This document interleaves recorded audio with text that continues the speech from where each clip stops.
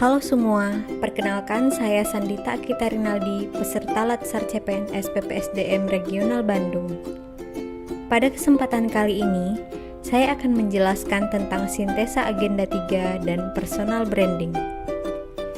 Nah, di dalam agenda 3, terdapat beberapa pembahasan yaitu yang pertama, manajemen ASN, yang kedua, pelayanan publik, dan yang ketiga, whole of government.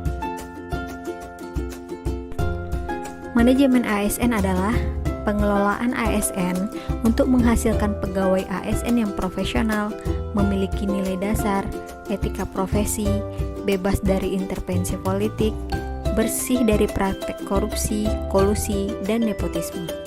Nah, yang selanjutnya yaitu kedudukan ASN. Pegawai ASN berkedudukan sebagai unsur aparatur negara yang menjalankan kebijakan yang ditetapkan oleh pimpinan instansi pemerintah, serta harus bebas dari pengaruh dan intervensi semua golongan dan partai politik.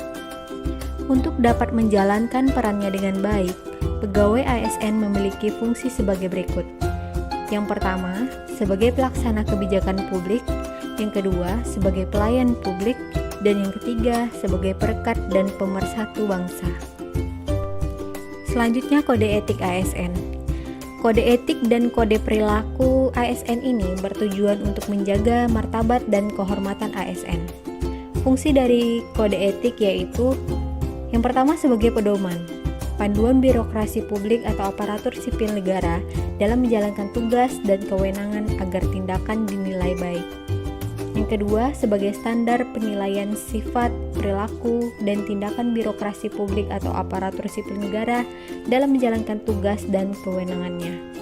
Yang ketiga, etika birokrasi penting sebagai panduan norma bagi aparat birokrasi dalam menjalankan tugas pelayanan kepada masyarakat dan menempatkan kepentingan publik di atas kepentingan pribadi, kelompok, dan organisasinya. Nah, pengertian dari pelayanan publik ini adalah kegiatan atau rangkaian kegiatan dalam rangka pemenuhan kebutuhan pelayanan sesuai dengan peraturan perundang-undangan bagi setiap warga negara dan penduduk atas barang, jasa, atau pelayanan administratif yang disediakan oleh penyelenggara pelayanan publik. Adapun klasifikasi pelayanan publik terdiri atas pelayanan administratif, yaitu pelayanan yang menghasilkan berbagai bentuk dokumen resmi yang dibutuhkan oleh publik. Yang kedua, pelayanan barang, yaitu pelayanan yang menghasilkan berbagai bentuk atau jenis barang yang digunakan oleh publik. Yang ketiga, pelayanan jasa, yaitu pelayanan yang menghasilkan berbagai jasa yang dibutuhkan oleh publik. Dan yang keempat yaitu pelayanan regulatif, yaitu pelayanan melalui penegakan hukum dan peraturan perundang-undangan maupun kebijakan publik yang mengatur sendi-sendi kehidupan masyarakat. Kemudian terakhir pembahasan mengenai whole of government. Apa sih whole of government itu? Whole of government dikenal juga sebagai WOG, adalah sebuah pendekatan fungsi dalam ruang lingkup koordinasi yang lebih luas guna mencapai tujuan bersama dalam pembangunan kebijakan, manajemen program, dan pelayanan publik. Nah, bagaimanakah cara melaksanakan WOG ini?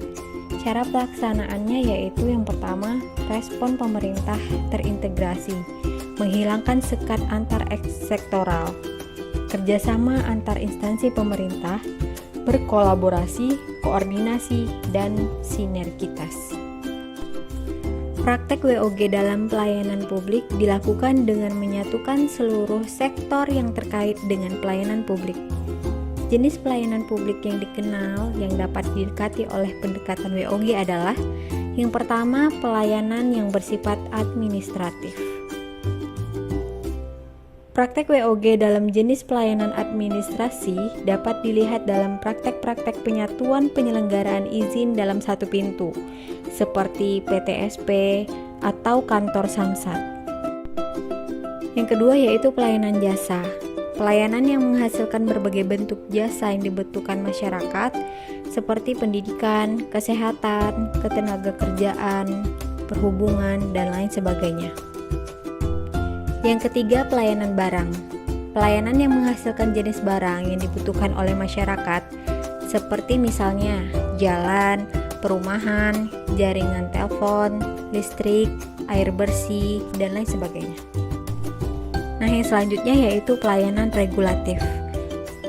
Pelayanan regulatif adalah pelayanan melalui penegakan hukum dan peraturan perundang-undangan maupun kebijakan publik yang mengatur sendi-sendi kehidupan masyarakat. Nah, setelah mengetahui dan memahami materi Agenda 3, lalu apa yang akan dilakukan? Sebagai seorang ASN, saya akan meningkatkan profesionalitas dalam menjalankan tugas dan fungsi sebagai ASN, serta bersih dan bebas dari korupsi, kolusi, dan nepotisme. Senantiasa menambah ilmu pengetahuan dan wawasan, serta melakukan pengembangan diri dengan meningkatkan kompetensi, kualifikasi, dan kinerja. Kemudian akan memberikan pelayanan prima kepada masyarakat dengan mengedepankan kode etik. Mampu melakukan koordinasi, kolaborasi, dan integrasi dalam memberikan pelayanan, serta meningkatkan kreativitas dan melakukan inovasi sesuai dengan perkembangan teknologi.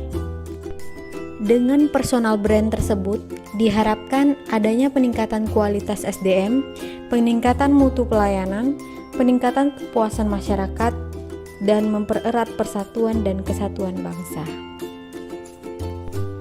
Demikianlah sintesa Agenda 3 dan personal branding yang dapat saya sampaikan. Semoga bermanfaat dan sampai jumpa di video selanjutnya.